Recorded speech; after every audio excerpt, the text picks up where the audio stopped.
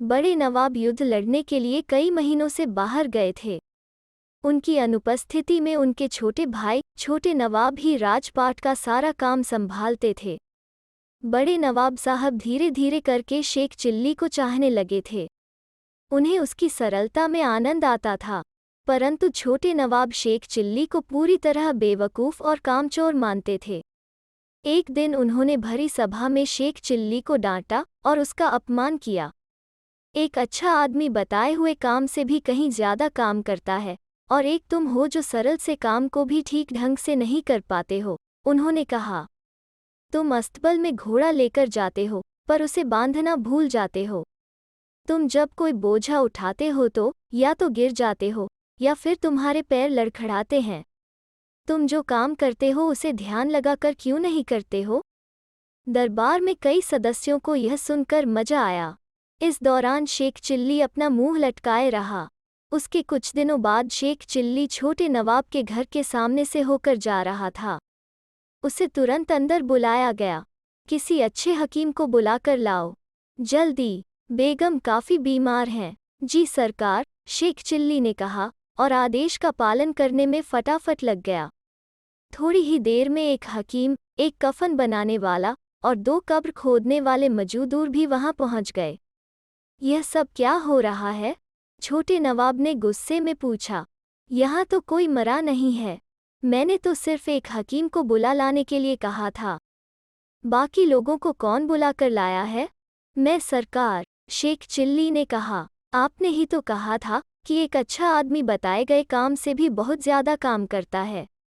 इसलिए मैंने सभी संभावनाओं को ध्यान में रखते हुए यह कदम उठाया। अल्लाह करे कि बेगम साहिबा जल्दी से ठीक हो जाएं। पर हारी बीमारी में क्या हो जाए यह किसे पता? छोटे नवाब राजपाट के काम में ज़्यादा रुचि नहीं लेते थे। वो अपना अधिकतर समय शिकार, शतरंज या अन्य खेलों को खेलने में बिताते थे। एक दिन उन्होंने एक प्रतियोगिता रखी जिसमें सबसे बड़े झूठ बोलने वाले को विजयी घोषित किया जाना था। जीतने वाले को सोने की 1000 मुहरें भी मिलनी थीं। कई झूठ बोलने में माहिर लोग इनाम जीतने के लिए सामने आए। एक ने कहा, सरकार मैंने भैंसों से भी बड़ी चींटियां देखी हैं जो एक बार में 40 सेर दूध देती हैं। क्यों नहीं? छोटे नवाब ने कहा, यह संभव है सरकार। हर रात मैं चंद्रमा तक उड़ते हुए जाता हूँ और सुबह होने से पहले ही उड़कर वापस आ जाता हूँ। एक अन्य झूठ बोलने वाले ने डींग हाँकी। हो सकता है, छोटे नवाब ने कहा, हो सकता है तुम्हारे पास कोई रहस्यमयी ताकत हो। सरकार, एक तोंद निकले मोटे आदमी ने कहा, जब से मैंने एक तरबूज के कुछ बीज निगले हैं तब से मेरे पेट में छोटे छोटे तरबूज पैदा हो रहे हैं। जब कोई तरबूज पक जाता है तो वो फूट जाता है और उससे मुझे अपना भोजन मिल जाता है। अब मुझे और कुछ खाने की ज़रूरत ही नहीं पड़ती है। तुमने किसी ताकतवर तरबूज के बीज निगल लिए होंगे। छोटे नवाब ने बिना पलके झपके कहा। सरकार, क्या मुझे भी बोलने की इजाज़त है?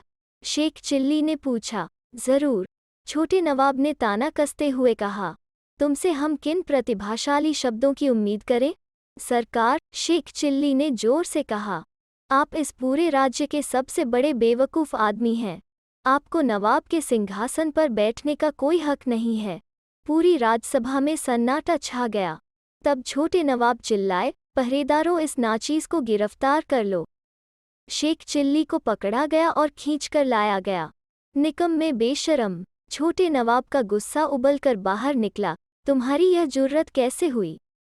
अगर तुमने इसी वक्त हमारे पैरों में गिरकर माफ़ी नहीं मांगी तो तुम्हारा सिर धड़ से अलग कर दिया जाएगा। पर सरकार, शेख चिल्ली ने विरोध जताते हुए कहा, आपने ही तो कहा था कि आप दुनिया का सबसे बड़ा झूठ सुनना चाहते हैं। फिर वो निष्कपट भाव से छोटे नवाब को देखने लगा। जो कुछ मैंने कहा उससे बड़ा क्या और कोई झूठ हो सकता है?